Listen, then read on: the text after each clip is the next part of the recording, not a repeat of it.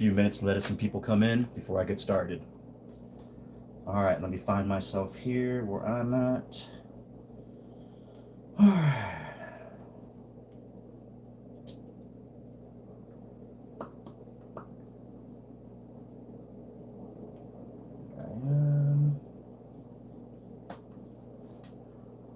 Okay.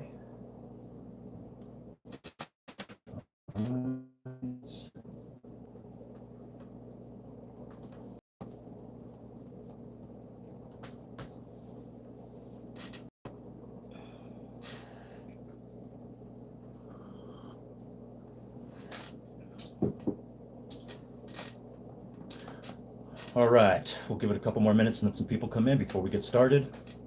And the topic is going to be about cannabis growing media. And it ranges from different guys from soil all the way to rock wool to hydroponics to coco core. So we're going to dive into that and talk about it a little bit. So we'll do that here in a few, guys. Cheers.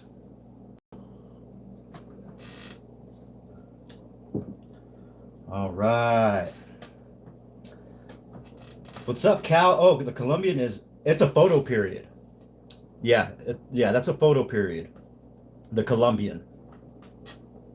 Yep, so you're able to take clones, you're able to do all that good stuff with it. You can breed with it if you'd like. Yep. Yep. Yep. Well, how's it going? Thanks for coming in. Thanks for coming in. Heck yeah. All right, we'll give it about another minute or so and see if anybody else shows up. If not, we'll jump right into it and get started. Tonight's topic is going to be about cannabis grow media, and that's different from, goes from soil to hydroponics to rock wool to coco core to, peat moss with vermiculite and perlite. Almost forgot what that was. Yep. And stuff like that. With those different grow mediums, we're going to dive in a little bit to each and every one of those and talk a little bit about it. Yeah, we'll just give it a couple minutes here. Cheers, I'm having coffee. All right, I need to smoke, guys. I haven't smoked yet.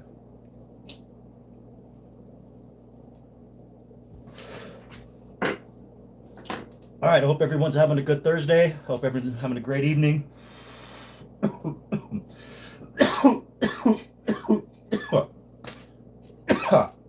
Cal, how's your evening going? I hope your evening's going great.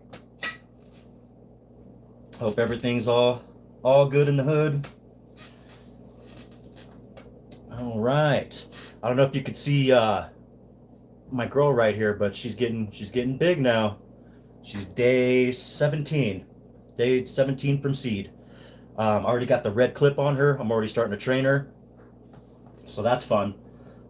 Yep, got her hitting the gym already. Got to train those autos. Yes, this one does look very healthy this time. That is, yep, very correct. Yeah, and I'm also trying, Cal, check this out. I'm also trying to do I'm trying to push this auto as much as I can. And I don't, in my last, or was it my last live or the last live before that, when I was talking about hydroponics, and I was talking about as the water decreases in your reservoir, the strength of your nutrients becomes more concentrated. And so what I'm doing now is I'm letting her drink and letting that water go down quite a bit of ways before I top her off again. So I'm pushing her on the feeding schedule. I'm pushing her to eat a little more. So we'll see what I can do with this one. Hopefully I don't stress her out too much. But she is very healthy. She's loving it right now. She's digging all the food that's available to her and all the oxygen and stuff like that. So I'm super stoked right now. Yep, definitely. I can't wait to see which one's this going to be, because this one came out of a mix pack. So I don't know, have no clue what strain it is until it starts to flower, and then we'll know more or less what it could be. So that's going to be fun. We'll know towards the end. All right.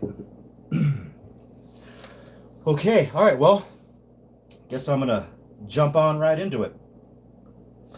All right, so we've got traditional soil, you've got living soil, you've got super soil. You know, what is all this?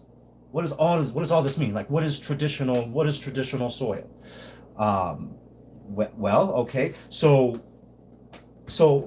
Let me explain this. So while soil remains the most popular choice, and it's because of because it buffers its pH very easily. It's very forgiving. Soil can be, and so a lot of growers will go for naturally will go for traditional soil. Now, traditional soil meaning like let's see. Hold on. Let me see. I think I have a list here of like some of traditional soil of some name brand actually. Let's see here. I think so right here. Yep, I sure do. So you've got like Fox Farms Ocean Forest. You know, that's a traditional. That's almost a traditional soil. Not so much because they do add a lot of amendments to it, but it's kind of like that. So if you keep that in mind, that kind of soil. Um, Now, good soil will allow roots to spread while holding enough moisture in between irrigations, in between feedings. So, you know, a good soil will definitely have some vermiculite in it, or you might see perlite in it. Vermiculite, I believe, holds a positive charge on nutrients. So although some growers do add it in, but you kind of got to know your biology and stuff in your soil, and in order to start using vermiculite and stuff like that inside your soil and stuff like that. Well, we're not going to get all too scientific into that. Maybe down the road we will, but this is more tailored for beginners. This class here, right here tonight, is more tailored for beginner growers, or medium growers, or even if you've grown for a while. You know, come hang out and shoot the shit, and we're just going to talk about soil. All right, anyway, so let me get back to it. So, yes, one major advantage with soil is forgiveness. So you can overfeed it sometimes, you know, and it might show, you know, you might have a deficiency with soil, but for the most part, it buffers out quite a bit. So it's pretty forgiving. Um, in my eyes, it's pretty, well, from what I've seen and learned. Anyway, so, however, though, one thing that I've learned that a lot of growers with just traditional soil, they will overwater, and that's usually the beginners. A lot of beginner growers will overwater. That's I want to say that's a natural thing because everybody always does it. And I mean, no matter how many videos a bunch of people can make out there saying, "Hey, don't overwater," and there's like ways around it, you know, to teach you how to do it. Still, you know, I mean, and the way I see it is let them overwater it, do it, you know, do it once in your life so you could see what it does to the plant. Um, and then in the future, you'll know more or less, oh crap, you know, I gave it too much water, now it's all droopy and it's been like that for 2 days now. Crap. You know, let me let it dry out, and it dries out, then it comes back to life, and then you'll be a little bit more conscious next time on watering it. I guarantee it. Okay. All right, so we've got living soil. Okay, so here let's talk about this real quick, guys. So we've got living soil, we've got cocoa core. Now, all these different mediums, guys, that I'm talking about, all this different stuff, even like peat, perlite with vermiculite, rock wool, hydroponics, deep water culture, you know, and stuff like that. It all depends on what you're going after. And what I mean by that is what are you growing for? Are you growing for vigorous growth? I mean, if you're doing that, cocoa core or hydroponics, all the way, what I do. Um, um, are you going for terpenes? You want that terp production, you know, living soil, bam, you know, you want to, start going towards living soil and stuff like that, organics, and that'll boost your terpene production way up. You'll get some killer smoke, I guarantee it. And because that's what I used to do. I used to do living soil, and I loved it all the way. I mean, because all you really did is just feed the microbes and everything in your soil, and the soil takes care of your plant. I mean, what more? It was just a harmony of things, you know. I mean, what more would you want? It was so easy. Well, not at first, not learning it. I mean, it's a bitch and a half. You got to learn it. You got to learn different recipes, different stuff like that. But I mean, eventually you'll find your right soil, or soil that's been right for you. Now, like for me, I used HP Pro Mix. I used a lot of that. That was been wonderful for me. But before then, I was using Ocean's Forest, Fox Farms. I was using that. I was using, what else was there? Oh, fuck, what's it called? Hell no, stay away from Miracle Grow. Don't use Miracle Grow, guys. Stay away from that shit. Hold on. There was another one that I used to use all the time. Shit. What the fuck was it? It was organic. Do I have it written down on here? Let me see. I might have it written down, guys. I know I wanted to talk about it too. Let's see here. Let's see. Nope. Oh, here we go. Here. Damn it. No, you know what, guys? I can't remember it. And I used to use it a lot, but then I used to switch to HP. And the reason why I can't remember it is because I used HP for fucking years and years and years. I just stuck with HP Pro Mix. So anyway, so it all depends on what you're going after. You got, if you're using rock wool, a lot of commercial growers use rock wool, and that's because it saves on space, and because you can control what you put.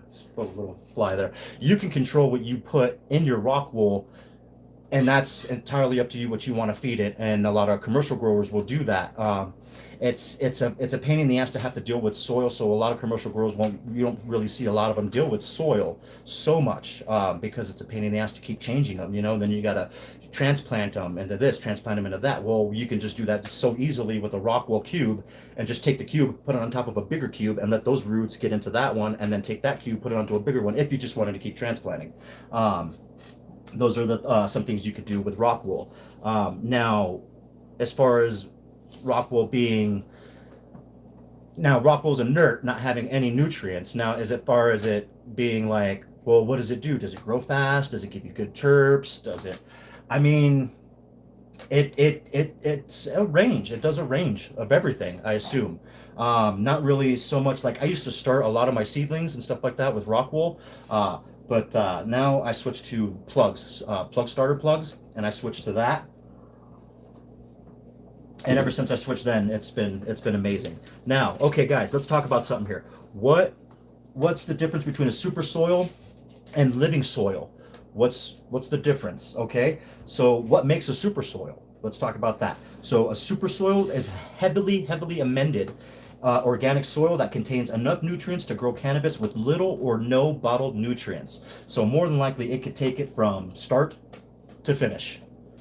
From start to finish, you could most likely, yes, with super soil, you can most definitely take it from the start all the way to the end without adding shit to it. Yeah, I mean, just water. That's all you'd have to do with the super soil mix. So anyway, so the soil is mixed before planting using compost, worm casting, kelp meal. You got bat guano, bone meal, fish meal, alfalfa meal, rock dust, and other amendments. This is usually allowed to cook. It's allowed to cook for 3 to 8 weeks, so microbes can begin breaking down nutrients into available forms. Now, real quick, I just want to talk about, for those of you who don't know what cooking means. Now, it's not you put your soil in the oven or anything like that, or you heat it up.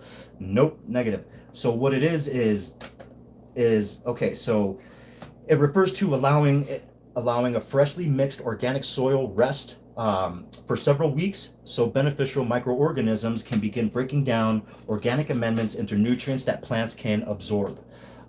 So why do they call it cooking?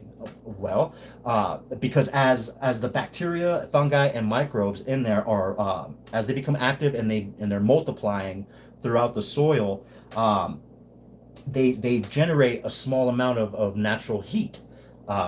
Similar to a compost pile, will do the same thing, and in doing so, it creates a little heat, and that's why you get a lot of growers calling it the soil is cooking. It's creating a little bit of heat. Yeah, so that's what cooking means. So I just wanted to get that out there for those of you who didn't know what cooking meant, and it's all about the soil. We're just talking about the soil here. All right, so. All right, so we've got cocoa core. Now, we all know that, well, if you're a beginning grower and you don't know, coco coir is, it's a product, a byproduct that comes off of coconuts. It's the husks, all the fibers and stuff like that off the husk of a coconut. It is inert, so it doesn't hold any nutrients or anything like that. Now, it is amazing at holding oxygen ratio to the same ratio to water. So it can hold just as much oxygen to water, which makes it great because in that way it's really, really hard to overwater in coco coir. I mean, you've got to really be just dumping gallons and gallons down it. I mean, for a while to do some damage to your plant. So a lot of growers like coco coir. That's pretty forgiving on the watering cycle. Now it is inert again, so it doesn't hold any nutrients. So you have to put nutrients. You have to have a nutrient solution almost every feeding or to every other feeding that it would require nutrients. And definitely CalMag. Add the CalMag. Now and buffer it. Make sure you buffer out the coco coir before you plant it.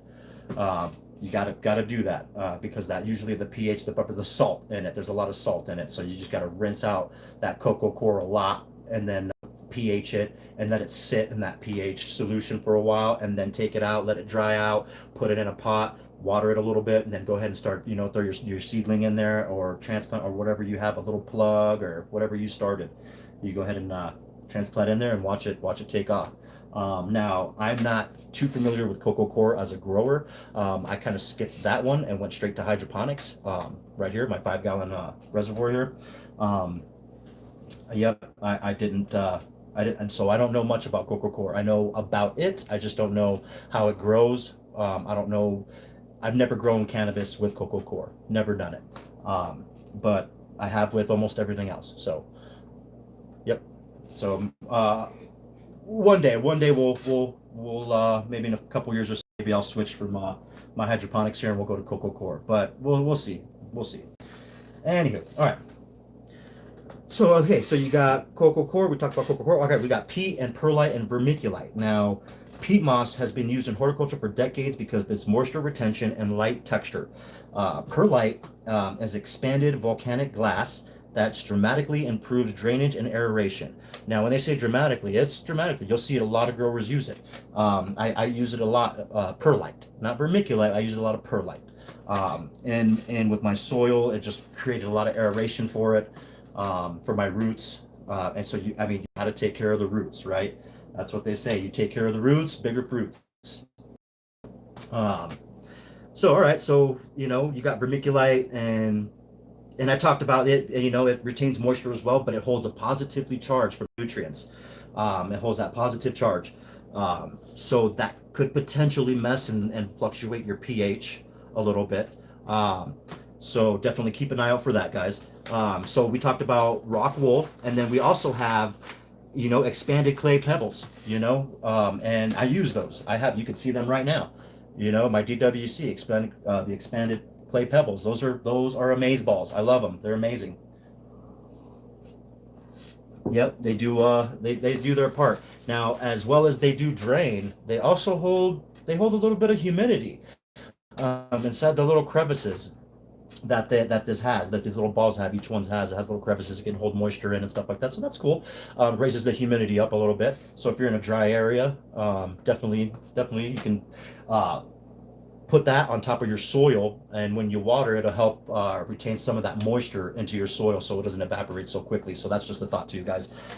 That's something you guys can do. Okay, all right. So we've talked about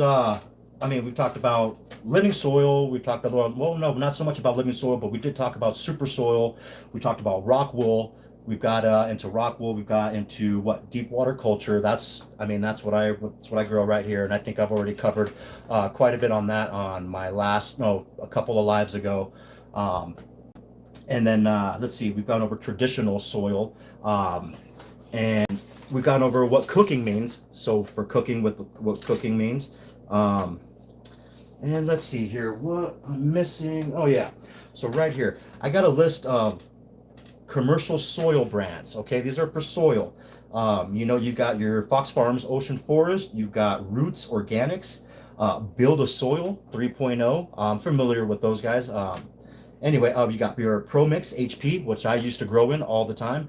I'm not sure how familiar you guys are with HP Pro Mix, but that shit works great for me. It does wonders when I grow with it. Anyway, Mother Earth. Mother Earth's a pretty good one too. Royal Gold Tuper. That's a good one I hear, but that's Coco Core, I believe, if I'm not mistaken. I think the Tuper is Coco Core. Um, I think. Correct me. Yeah, correct me if I'm wrong, guys. Um, Anyway, you got Nature's Living Soil, Bio Buzz All Mix. You got the Bio Buzz Light Mix, Canna Terra Professional. So those are just all a few commercial soil brands that a lot of growers will use, and and and add their organic amendments to it, in order for it to become a super soil slash living soil, because there is such a thing. There's a hybrid of it where you can do two into one, where you can have a super soil that is living, and you're constantly feeding that, and you can get some really crazy wicked results. Definitely some terpene production, guys. So again, like I said, it all depends on what kind of grower you are and what you're going after. So like I said, you want that vigorous growth. I mean, you jump into hydroponics. You could jump into Coco Core. That's another one. You got vigorous growth right there. And let me, I mean, not to mention, I have to say this. So I've grown living soil for quite a while, for years and years and years. Now, I just switched to DWC, 5 gallon DWC, deep water culture. I switched to that now. This is my second plant growing, but my first one that I did on my last one, you can check on my channel here. You can see I growed Moby Dick Auto is what it was. And she was the frostiest I've ever fucking seen. I have not grown anything that frosty before. And I don't have a fucking wicked camera or anything like that, so it didn't do me justice to take any photos of with the phone that I had, because it just would have came out like crap.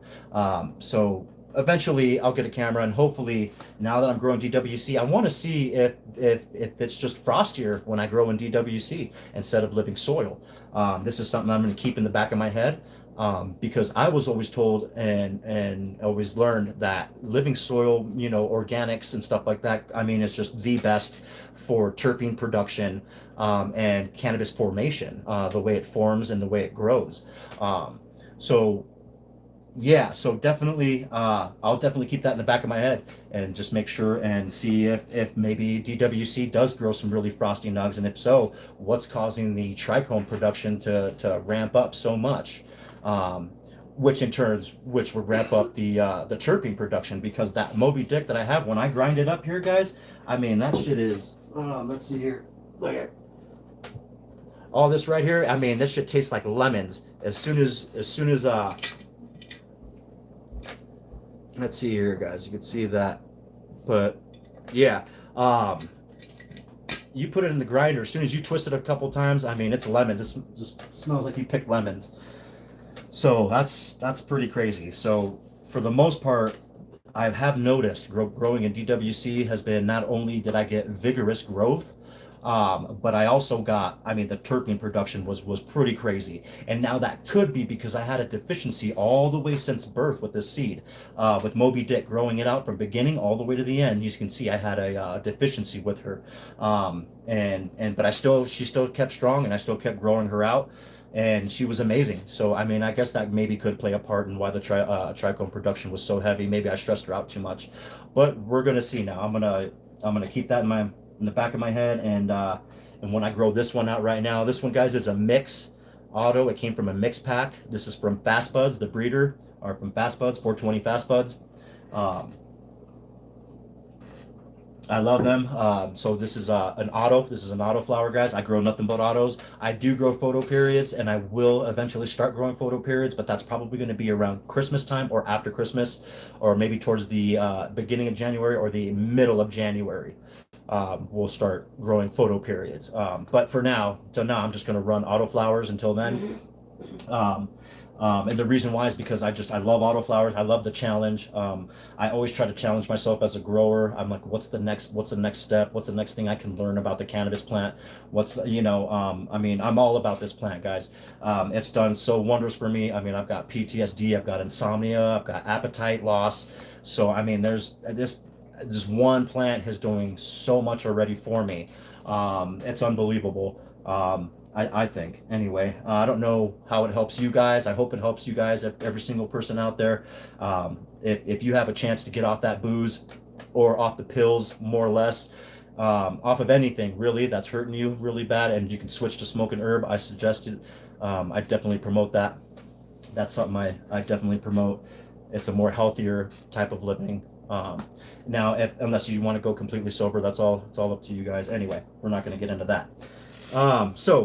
So I listed some commercial soils, guys. All right. So okay. What about some cocoa core brands? So I got a few down on here, but I don't really. I can't. Like I said, I haven't grown with cocoa core, so I don't know. I can't give you guys oh yeah, that stuff really works great or anything like that. Not with cocoa core.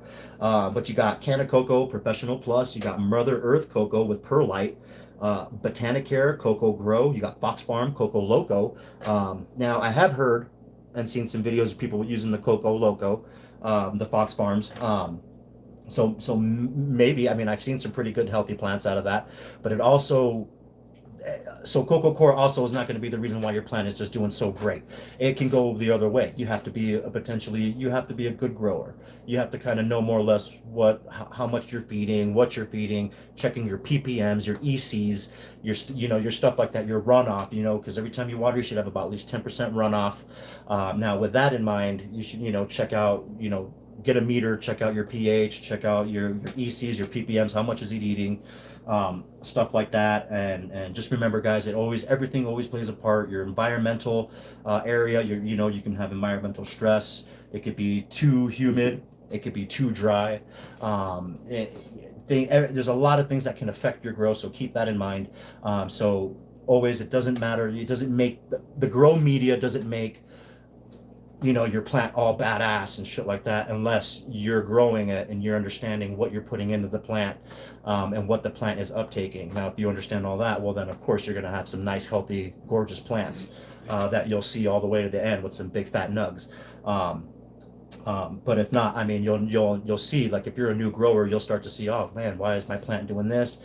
Having deficiencies, for better lack, or toxicities. Toxicity is another one. If you're a beginner grower, sometimes you're overfeeding, even overwatering is a form of toxicity.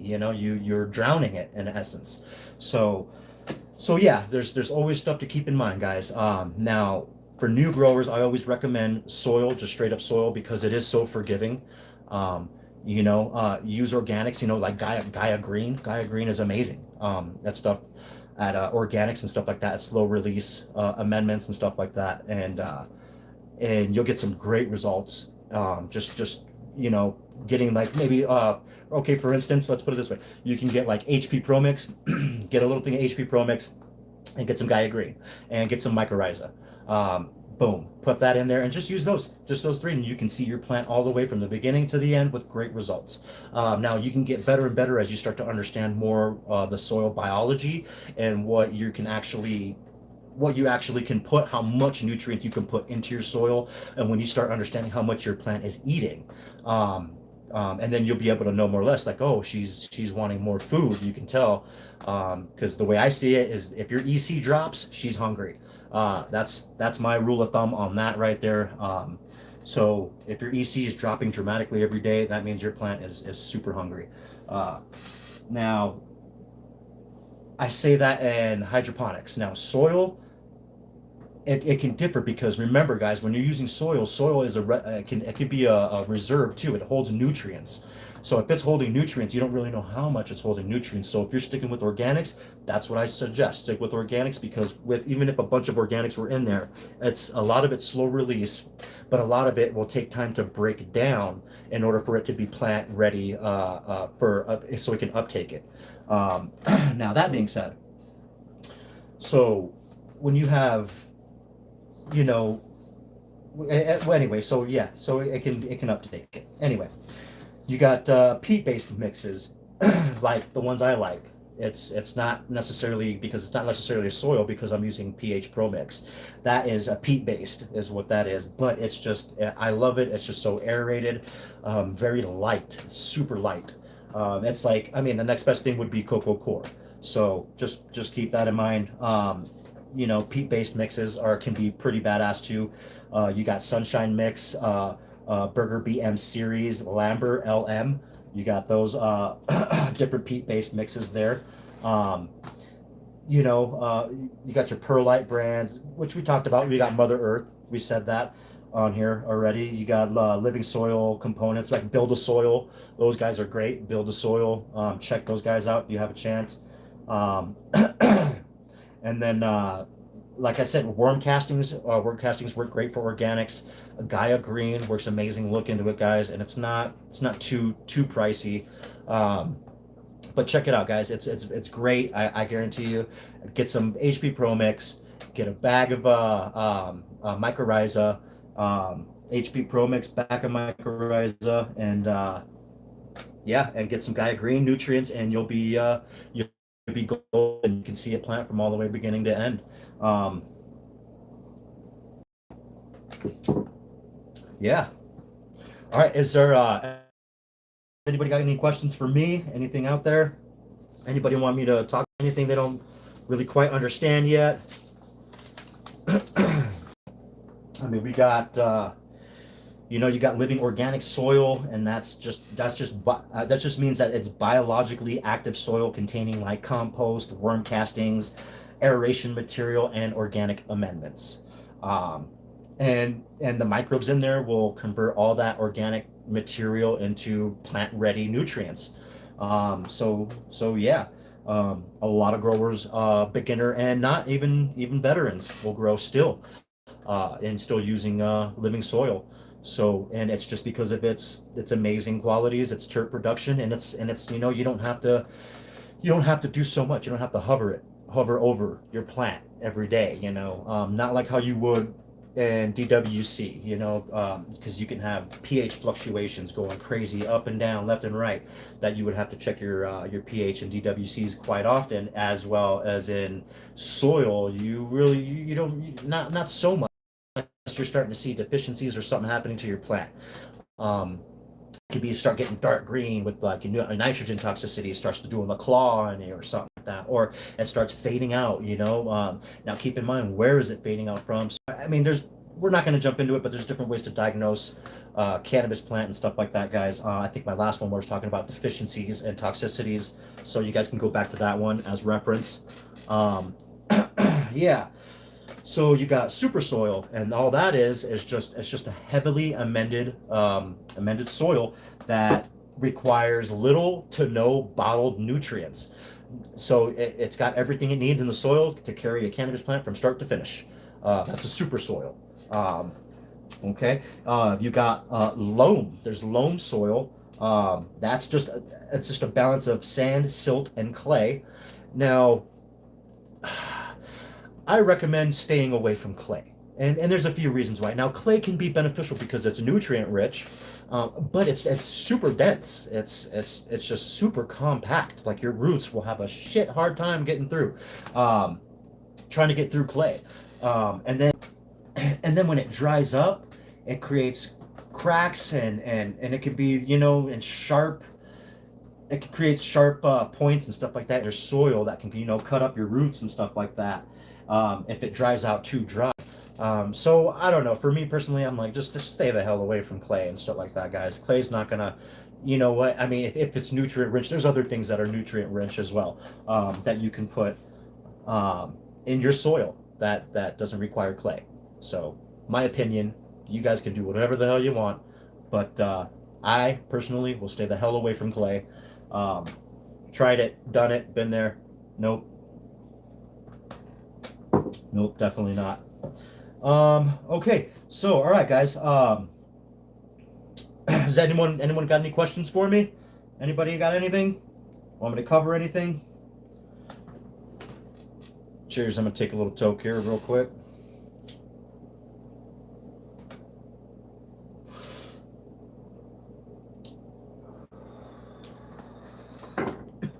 All right, chat, let me know right now if you guys have ever grown living soil, super soil. Tell me what you're growing in right now.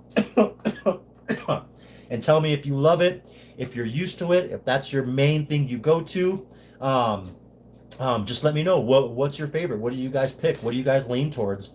Do you guys lean towards organics? Do you guys like synthetics, bottled nutrients? Do you guys like, hydroponics? Do you like cocoa core? Do you like rock wool? Do you like growing in peat, vermiculite, and perlite? Do you like traditional soil? Let me know, guys. Let me know what you guys like. All right.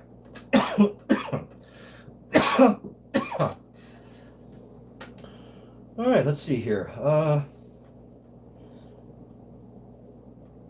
right, let's talk about, so what kind of organic amendments would you put in soil? Okay. You can put kelp meal, alfalfa meal, neem meal, crustacean meal, gypsum, basalt rock dust, and bone meal. Those are all great organic amendments you can put into your soil. That'll start, help break it down. Now, I strongly advise, guys, that you use mycorrhiza, and that only because it helps your roots. It does a lot of wonderful stuff too as well. Believe it helps convert sugars into more plant ready nutrients for your plants in flower to uptake and stuff like that. So don't forget that, guys. Let's see what else. Yeah, excellent flavor and terpene production that it produces. Strong microbial ecosystem. Organic soil reduces the dependence on bottled fertilizer. You're not going to need all that bottled newts, guys. Um, and it's suitable for indoors and outdoors. So keep that in mind if you want to grow outdoors.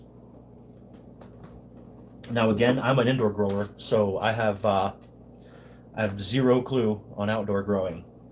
I would assume that you would have a lot of pest problems because, hello, you're outside. But yeah. Yep. All right.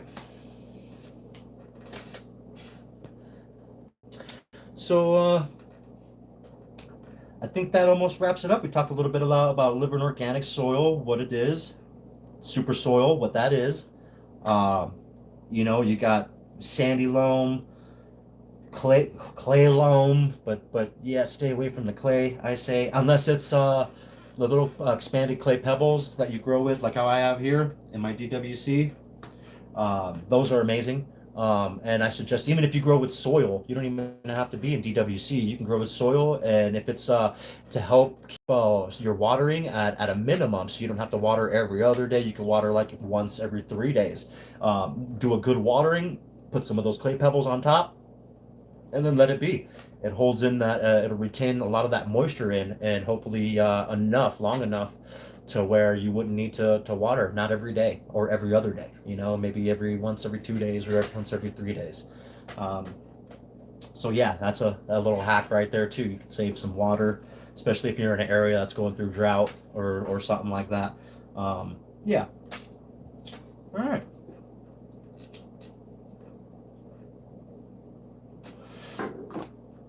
Well, I think we're going to cut it early tonight. I think that wraps it up. If anybody has any other anything for me, questions or anything like that? If not, love, peace, chicken grease, guys.